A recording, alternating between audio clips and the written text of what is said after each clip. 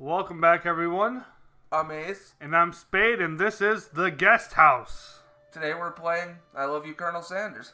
You awake on day 2, an attempt to process the wild visions you had. Were they memories or pre-memory? Premonitions? Sure, what he said, that word. You lie in bed and stare at the ceiling, thinking about the secret you discovered while tasting Colonel Sanders' cooking yesterday. You can't believe he really used blank. So that's why you were having visions. He put mushrooms in it, didn't he? Exactly. Drugged us. Portobello. And then, there was the secret ingredient that Colonel Sanders went ahead and told you outright. Not much of a secret, huh? It's probably just because he already trusts you so much. Sure, that makes sense. We'll go with that one. You meet up with your bestie in front of the school. Before you can tell her about the encounter with the spork monster, she launches into a story of her own. Okay, I know I might be a little strange. That's not it. Okay, I know this might sound a little strange, but I think it might be, I think I might like Pop. Like him, like? I know it sounds like it's moving too fast, but there's something about him. I like him. Like him. We got to start talking after class. He's actually a totally sweet guy. Not only that, but he's really smart. He told me all kinds of stories about Colonel Sanders. Did you know that Colonel Sanders enlisted in the army when he was only 3? Not only that, but he founded a special unit of super soldiers who all wear the same hats just because he put a hat on one time and they all thought it looked cool. But Colonel Sanders doesn't even wear a hat. He wears a ribbon tie. Either way, maybe it'd be best if you took it slow with this new boy like I am taking it with Colonel Sanders. You and Colonel Sanders, the coolest guy in school, the most famous student to ever attend University of Cooking School Academy for Learning, you're a thing now? That was a mouthful. That was. We definitely connected yesterday.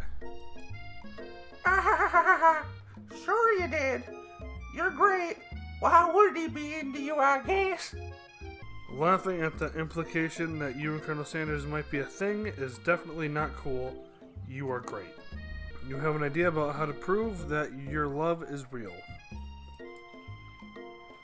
Well, if he's not into me, why did he tell me one of his secret ingredients? However, you don't tell her that you know the second ingredient, too, when you discover it on your own. Your bestie's eyes light up. A secret ingredient? Yeah, I just said that. A secret ingredient. Is there a dramatic echo in here? Miriam checks to make sure you're alone before continuing. So this summer, while I was on vacation with my family, a little man approached me in the botanical garden when I was wandering. This can't be good. He told me all about his passion for spices. Secret spices. The man even gave me some to show me what he meant. He said it was a powder created for super duper rare dry flower petals. And that if I did him a big favor, I could have some of my own. Please, Miriam, don't tell me. So I filled my suitcase with them and brought them home. He was so nice, he even met me at the gate when I arrived.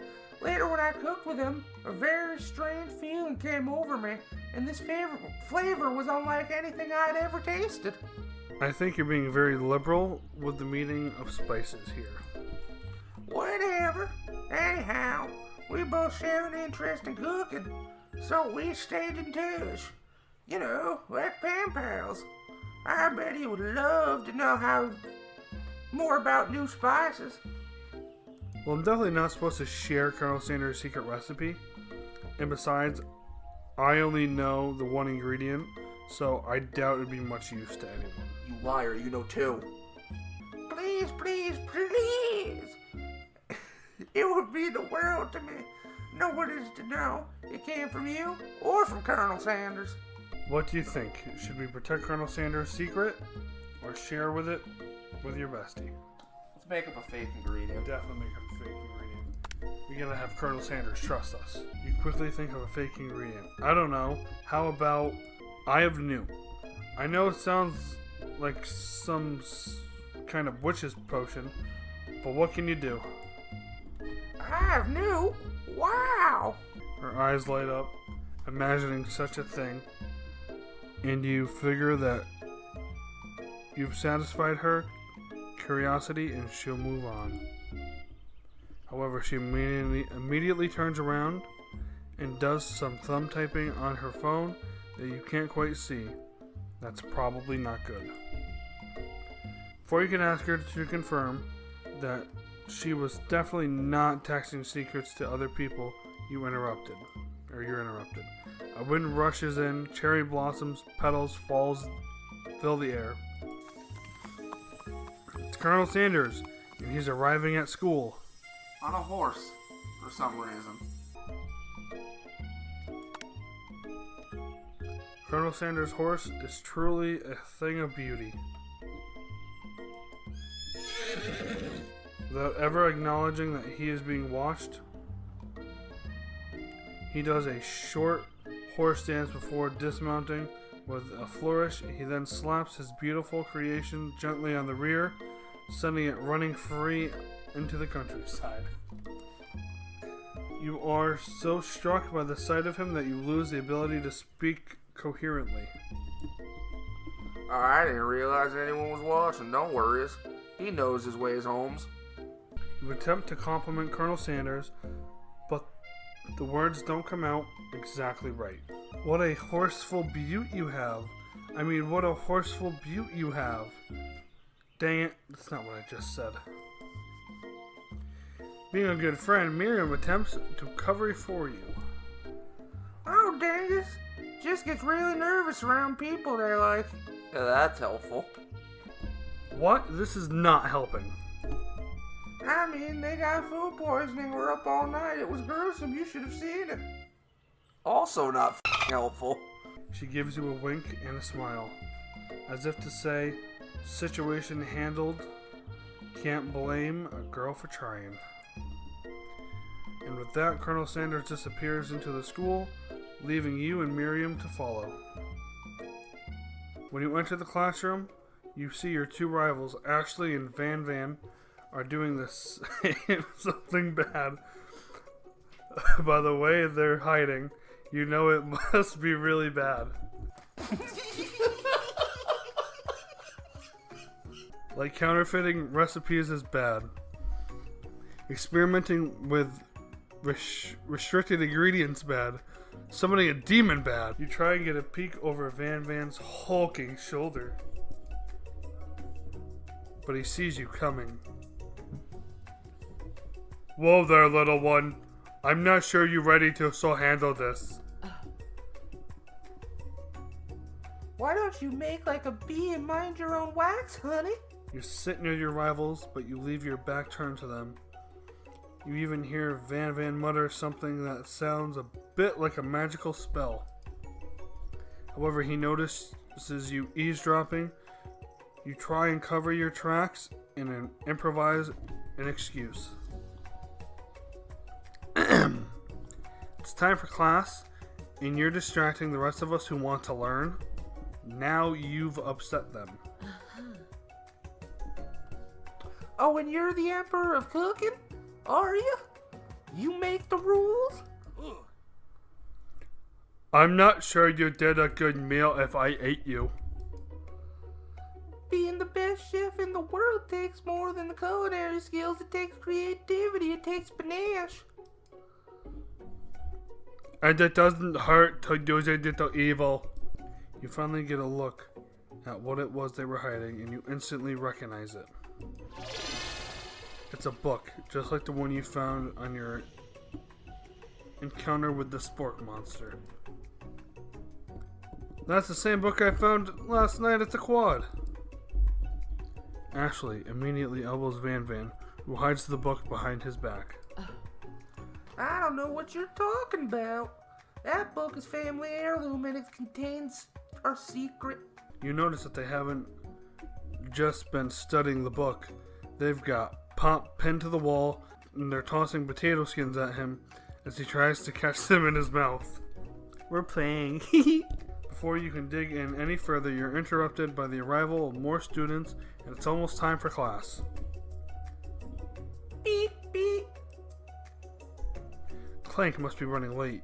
He's in such a hurry that he rolls right over Van Van's meaty foot. Hey, watch it, you bucket of bolts. You watch how you talk to him. He didn't do anything. Bzz. Womp womp. Who do you think you're talking to? I've never heard such language, not even from a stand mixer. Womp womp. No, your mother was a stand mixer. Whir. Bzz. Van Van jumps to attack Clank, but Clank shocks Van Van, sending him flying across the room. Protect me, Colonel Sanders. These crazed men are all about to come to blows. I think it's over me, but I'm not interested in either of them. Ashley's tone has completely changed in an instant. She bats her eyelashes at Colonel Sanders. Surely he must know that this is a rouse, right? Gentlemen, get a hold of yourselves. Saves it for the arenas, at least.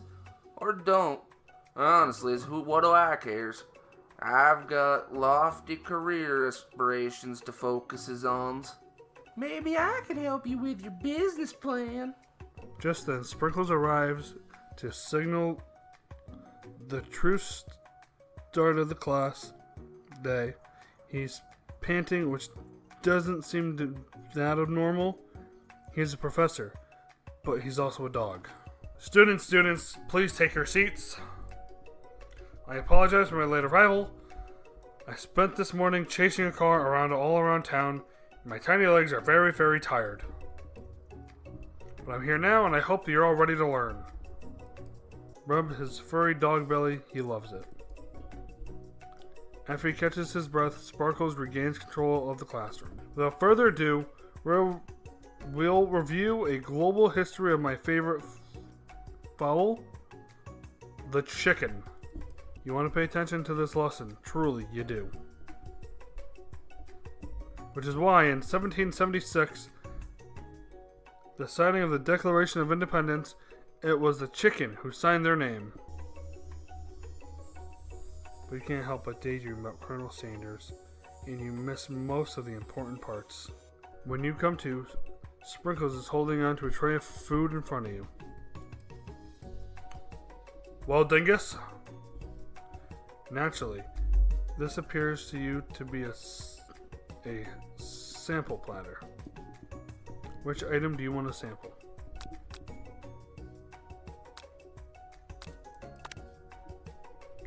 Brightly colored pepper stands out from the other items, and it sparkles in a most eye-catching way, so naturally you reach out and grab it and eat it right away.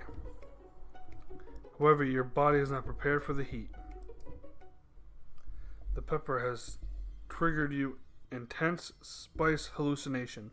It feels like forever as you trip through the universe. My friend. Ooh. This guy again? I'm here to give you an important message. Ooh.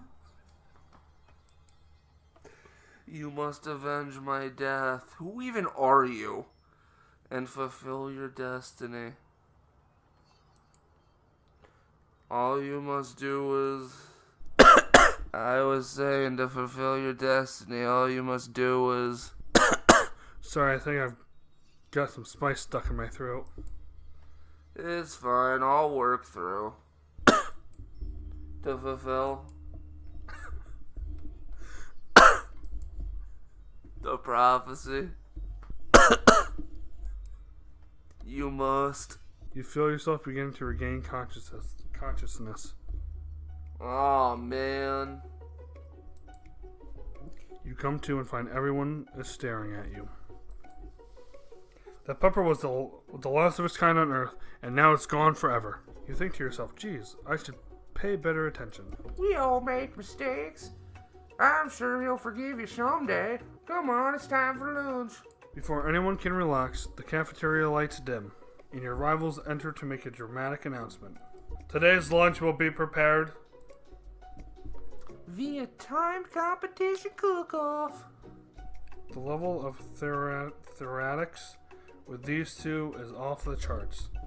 Demand that they stop wasting everyone's time. Step up and tell them you're on. Let's do it. A bit of lunchtime competition, eh? Count me in. I have to wipe tables with you fools before I set my lunch down? Then so be it. I'm not the fool, you're the fool. Fool. A good one, Van Van. I like your gumptions, dinguses. I'll be watching your performances. Just as things reach a boiling point, Sprinkles steps in. Surely he'll put a stop to this madness. Now, students, please settle down. This is a lunchroom, not a sporting court. Finally, a little sense. You breathe a sigh of relief. At least not until we turn on the timer. Just then, a huge light blasts you in the face, flashing the words, "Timer ready." That's what I'm talking about. Ow! I stand corrected. The hard way builds solidly a foundation of confidences that cannot be swept away. And that's an originals quotes by Smith. In case anyone was wondering, I hope its messages lifts you to victories. Like a diamond, I was formed under the pressure, and now my chance to shine. I will defeat you myself. You had his chicken and you made his mashed potatoes and gravy on day one, and you're feeling like you can really impress him again here. It's time to boil some water for the potatoes. Think fast. If the timer runs down, you'll be forced to pick randomly. What temperature does boiled water at? That's right. But how would you even gotten this into the school without knowing that? Runner gets to rub my furry belly. Let that enticing offer motivate you. You're going to need to season this chicken before you cook it. You don't know Colonel Sanders' recipe exactly, but you have an idea. How many herbs and spices have they used? 11, that's right. You may not know all of his ingredients yet, but at least you're headed in the right direction. Tail wagging intensifies. Now that you got some basic steps going, it's time to elevate your craft. What state of mind offers most flavor? That's right, gratitude. You must never take this opportunity for granted if you hope to succeed. Your classmates are rooting for you, but Ashley is simply stronger and faster than you. You better pick up the pace if you want to survive. When you were a child, your father told you to never forget where you came from. Every day you meditate on his advice and draw energy from that place. Now would be a great time to harness that energy so it doesn't come true. This is your shot and you're not going to miss it. Ow! You try to shut out the noise of the arena and focus on your cooking. What is the sound of success? While they taste your cooking, they will be so taken with that they're unable to speak. You notice Colonel Sanders out of the corner of your eye. I believe in you, dingus. He's actually cheering you on. Which would be awesome, except knowing he's watching you makes you totally forget on what you're doing. Now all you can think about is Colonel Sanders. How many spoonfuls? Grrr! You're stranded on a desert island with only one dessert cookbook. Which do you take? What a hunk. I know, right? You know what? Shouldn't you be focused on the challenge? You're falling behind. Sorry, I forgot the question. What does it have to do with crafting spectacular fried chicken and delicious baked biscuits? Woof, woof. You're really struggling to keep up. At the next station over, Ashley has already begun plating elements of her dish, and it's colorful and complex. To make up time, you toss your biscuit dough into the stand mixer as you do, and the crowd gasps. Hey, yikes! I know you have nothing more than seeing a fellow appliance utilized in a kitchen battle, but sometimes that means sacrificing the personal touch. Were. You might not have any hands, but Dingus does, and a good chef needs to be touching the dough to know when it's properly mixed. There's an easy way and a hard ways. You don't get far by going the easy ways. When you hear everyone talking, you realize how serious your error was. You immediately shove your hand into the mixer to rescue your dough before it's overmixed. Dingus, no! But you're not fast enough and your hand gets stuck. It's immediately crushed by the quickly spinning beaters. There's no way you'll be able to use that hand for the rest of this match. Colonel Sanders shakes his head in shame. What you often find is that the easy ways can turn out much, much more difficult. Everyone stop what you're doing right now. This battle is over. It can't be. I was so close to finishing my dish. Sweetheart, look at your hand. You simply cannot go on. Oh, that's too bad. And here I am with a completed dish ready to serve. Surely that makes me the winner by default. No, it wouldn't be fair to compare the two on account of Dingus's injury. You see Sprinkles begins to lick his doggy chops as he locks onto the dish. But I suppose I shouldn't at least tell us what you prepared. Well, because I'm the sweetest, I skip straight to dessert. Under this white chocolate dome, you'll find a wide array of delights, taking you on a journey of flavor that tastes good and tells a story of excellence. I was going to ask Dingus to do the honor, but since you injured, I'm afraid that pouring this creamer of delicious hot chocolate sauce might be too difficult. Colonel Sanders, if you wouldn't mind lending me your strong, steady hand. Colonel Sanders pours the hot chocolate sauce on top of the dome, causing it to melt away, revealing the ingredients hidden within. Inside, you'll find a delicate fried cheese croquette atop of a slice of honeycomb, ice cream two ways, tender, nougat, and pearls of blueberry jelly. Colonel Sanders seems intrigued, but perhaps not impressed, as he dips his fingers into the chocolate sauce. Simplicity isn't your strong suit, is it, Ashley's? Oh, you, hee hee. As he places the soft covered fingers into his lips, Ashley leans over and whispers something into his ear. A dab of sauce sticks onto his mustache. Your rage burns so intensely with your eyes that they burst into flames. The flames cause your eyebrows to catch on fire and turn to ash, and they fall off of your face, which means people will have a hard time understanding your emotions for the rest of the semester, perhaps forever. Embarrassed and ashamed by your poor performance, not to mention your crispy fried brow, you run for the quad to be alone. The beautiful weather feels like an insult. Inside of you, a storm rages.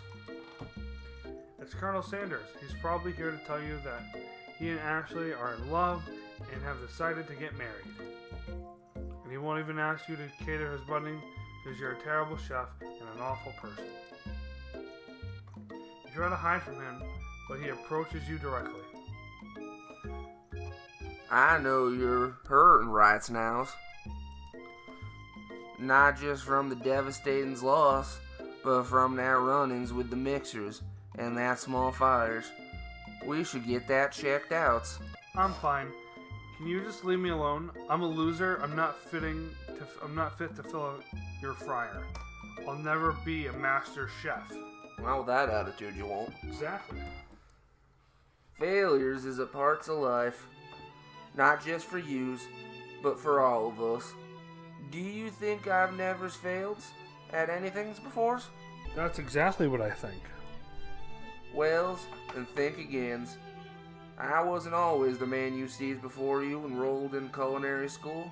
Incredibly handsome, successful, motivated. Well, handsome, sure. I was born that way. But I've walked through other paths and arrived at dead ends.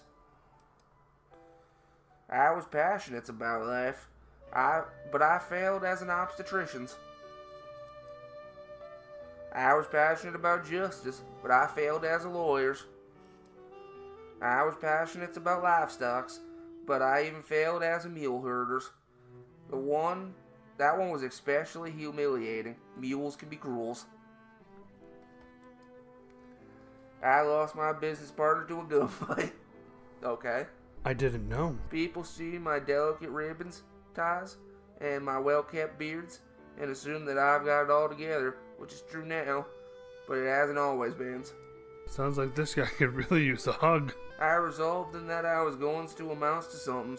No amount of hours, labor, or monies would deter me from giving the best I has to give.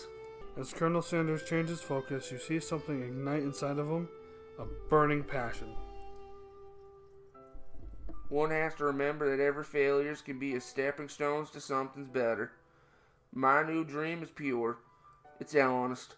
It's something that this humble man in old crisp white suits can be proud of.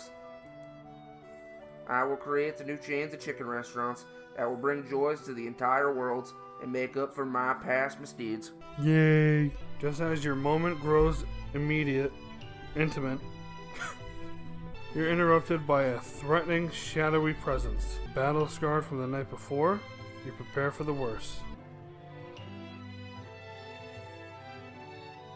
It's the Spork Monster! Barco? It is I. I know I said I wouldn't be back after the whole fight to the death thing.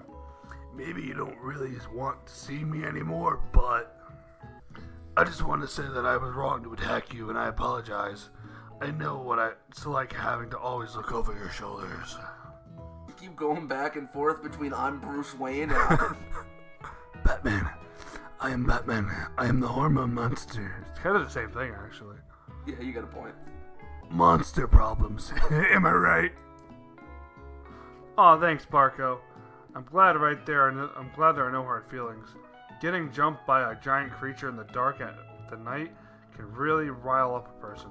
I also want to apologize for the way I switched right into attack mode. So he is Batman. He's jumping people in the middle of the night. True, and we haven't met his parents.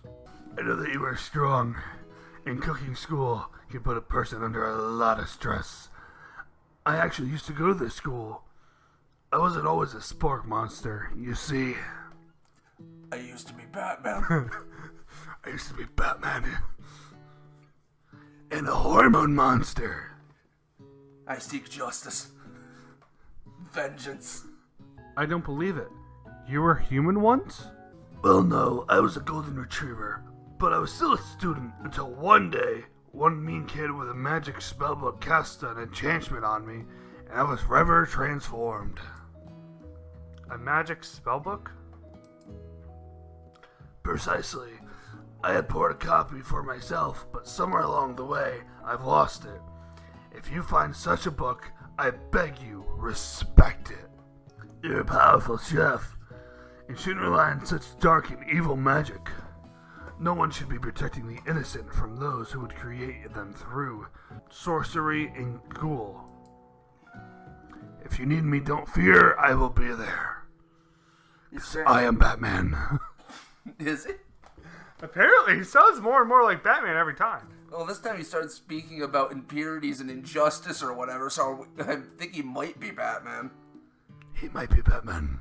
He's not a golden retriever at all. He's Batman. It sounds like there were some bad cooks in the kitchen of lives. Dingus together and we can defeat thems. Come back to my hideaways and we can discuss this. Personal invite? You can't imagine what Colonel Sanders' home must be like, but it sounds like you're about to find out. Stepping inside Sanders' home, surrounded by his things, you start to feel a special bond with him. It looks like you live such an exciting life, Colonel Sanders. Every day can be an adventure if you approach it with the right attitudes. Long ago, I made the decision to never stop searching, never stops working, never stops imagining. Have you been working on any new recipes of your own lately? I'm always excited to talk about foods with another ambitious chefs. Well, there is something. I just have a side dish that I've been tinkering with, trying to find the right balance of flavors and textures. I'm not sure I've nailed it yet, but I'm close. Colonel Sanders' eyes perks up as he starts to wonder what dish she might be describing. It's meant to pair with something spicy or something crispy. Both, perhaps. Now you've got him right where you want him. Should you reveal your new creation to him or keep it a secret just for you?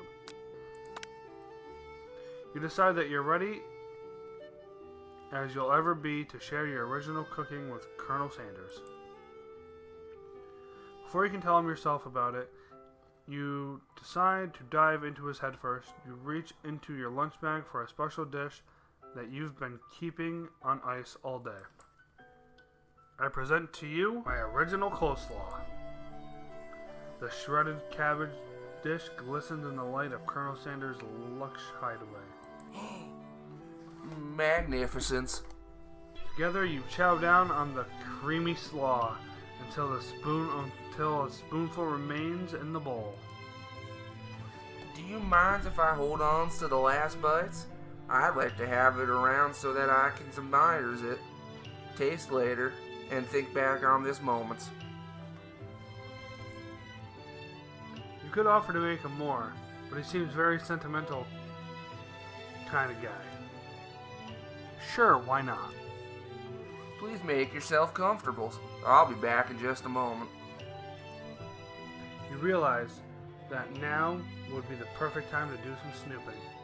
So now we're just going to look around this man's house. Pretty much. Around the room are various items you can look closer at. Each item seems to radiate memories and emotions. Tap on an item to discover more about Colonel Sanders. You gaze out the window across the vast lake and mountain range beyond. Just then, the ghost of Student pops up. Are you thinking about heading onto the world on a quest to avenge my death? Wait, what? I never learned your name. Why would I avenge you? I could just tell you my name right now is... Can't you see him in the middle of something? You open the window a crack, and the ghost of Student is swept out with a breeze. Tap on an item to discover more about Colonel Sanders. You notice a very realistic stuffed chicken sitting on the counter table. When you pick it up, you realize that it's just realistic. It's real. Taxidermy. Must have been important to Colonel Sanders when it was alive. A little note clipped to the chicken's foot reads, "The true state bird of the greatest state of Kentucky." Tap on another item. A scented candle. And you pick it up to try to identify the smell. Power tool. Freshly starched collar. Piece of wood floating in a lake. Summer of '69. No, it's one of the secret recipe's ingredients. It's blank. A lock of silver hair is woven through the teeth of the comb. Upon further inspection, you realize that the hair therein isn't just silvery of color, it's actually made of spun silver. Photo appears to be Colonel Sanders, except he's an old man visiting the pyramids of Egypt. One of the framed photos shows an old man who looks a bit like Colonel Sanders standing with a friend. They hold out fried chicken drumsticks and appears to be cheersing them. You look closely and see that there is a short inscription. I wonder who my friend Pete is. An adorable little baby boy crawls across the floor from the goatee and mustache combo he sports. You figure that this must be Colonel Sanders himself. That, or maybe it's the drumstick that he seems to be waving like a rattle. Who frames a baby picture of just themselves? Probably the same type of person who would make their own face the logo of a company they founded. Am I right? Take a closer look at the large urn sitting in a nearby pedestal. There's a plaque on it. It's dusty, but when you wipe it off, you can read the inscription. It says, "Here lies the ashes of all my past careers and business failures." Poor guy. This must be where he keeps the secret recipe. You think for a moment, what number is important to Colonel Sanders? Then it dawns on you.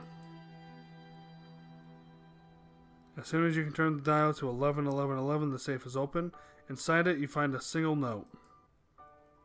Can chicken be prepared sashimi style? Okay then, probably not.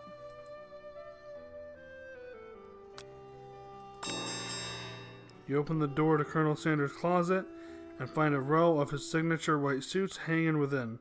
You take one off its hanger and try it on. The jacket is a bit big for you, but it's soft and comfortable. You give yourself a deep hug, breathe in his scent. They say that home is where the heart is. Is this what they mean? Before you can look any further, you hear Colonel Sanders returning. He has a new dish that he has been working on, and he wants you to taste it. You try to act casual until he asks why you're wearing his jacket. Aww. I don't usually loan those out, but I must say, it does look good on you. Oh crap, the jacket. I think I've developed feelings for you. I might be developing feelings for you too, but I'm concerned. I can't let anything get in the ways of my dreams. Overwhelmed, you take off the jacket and run for the door. The thought of you leaving Colonel in the middle of the night was such an emotional breakthrough, gives you a pause. You stop yourself. Colonel? Yes, Dingus? I honestly think this may be the beginning of something wonderful. I think you're right. We should take things slow. You talk late into the night and drift off into slumberness.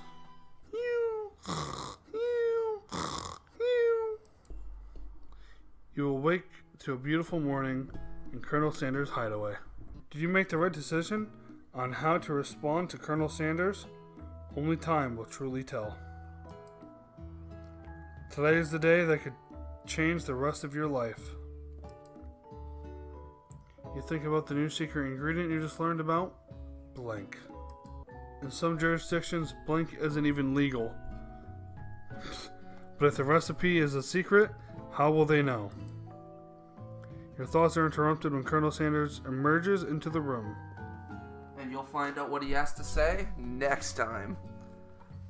I'm Ace. And I'm Spade. This has been The Guest House. Good night.